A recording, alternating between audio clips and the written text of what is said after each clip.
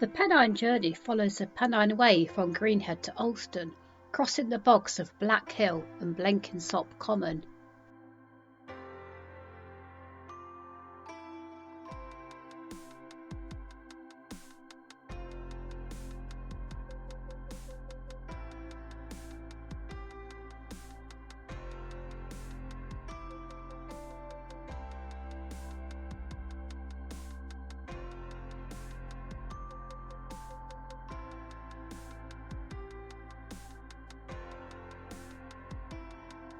It follows part of the Maiden Way, a Roman road which Wainwright tried to follow on his 1938 journey.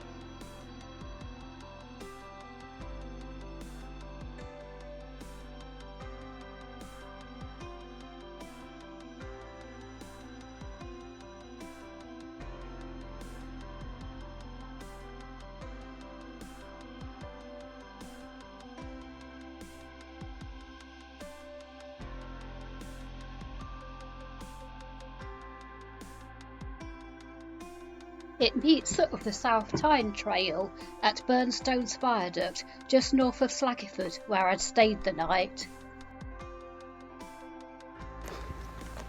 Morning. Had a lovely, relaxing night last night at Bellevue in Slaggyford. Just leaving the village now, and yeah, Tony and Norma, they're lovely people. But now I've just got a short walk down to Alston. I'm actually using the South Tyne Trail because I'm knackered basically. But Wainwright didn't come this way anyway. He used a road somewhere down there, I think, which isn't great either. So this is the best alternative, I think. I'm sure he would have come down here if he'd been able to. Wainwright stopped in Alston, but he paused in Slaggyford to get a meal.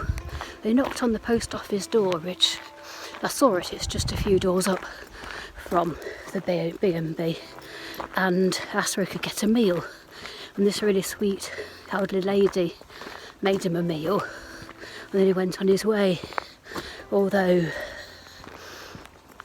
Colin at Bellevue says there are 3 inns at Slaggyford at the time, so he could have got something to eat quite easily, unless it was because it was dark and it was late, but he just couldn't be bothered. Can understand that.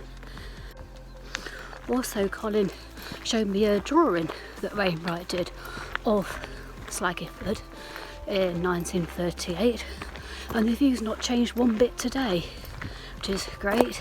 Apparently the village really hasn't changed in all the years. The road is just there, literally the other side of that stone wall. I think that's possibly where Wainwright would have gone.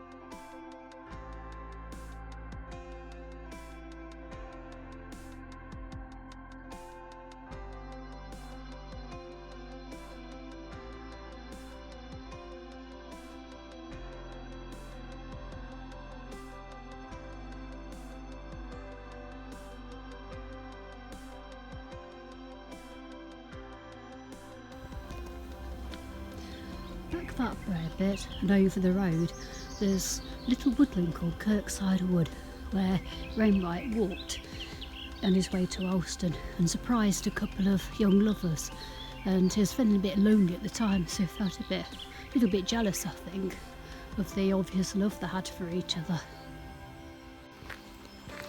In fact, in the book, Wainwright recounts how every night his dream lover would come to him and give him comfort, and he'd he had just expressed regret during the day that he couldn't ever, she wasn't a real person, he couldn't ever be with her.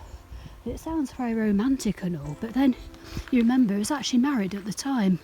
It just wasn't a very happy marriage, and his wife did leave him after he retired. However, it has to be said, I can't imagine at all that he was the easiest person to live with. I do feel quite sorry for her, because he'd have had his wee obsessions and she wouldn't have really fitted in with that.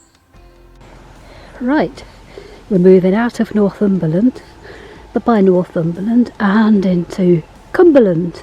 Hi Cumberland.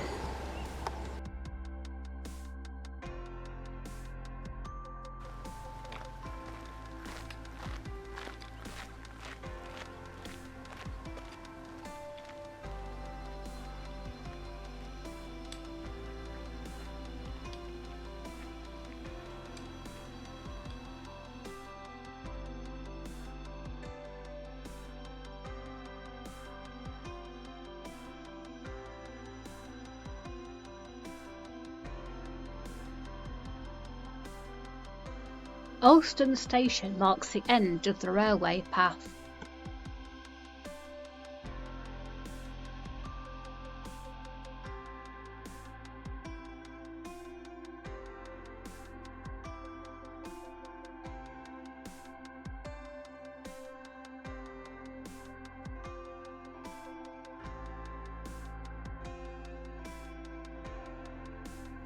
The centre of Alston appears to have changed very little since Wainwright's visit in 1938.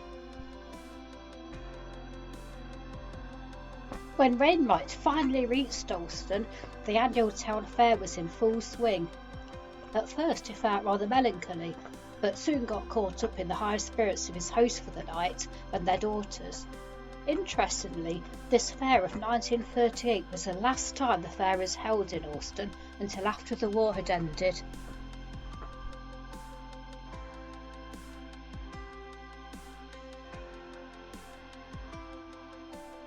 I checked into the youth hostel with plenty of time for a good evening's rest before tomorrow's 20-mile day.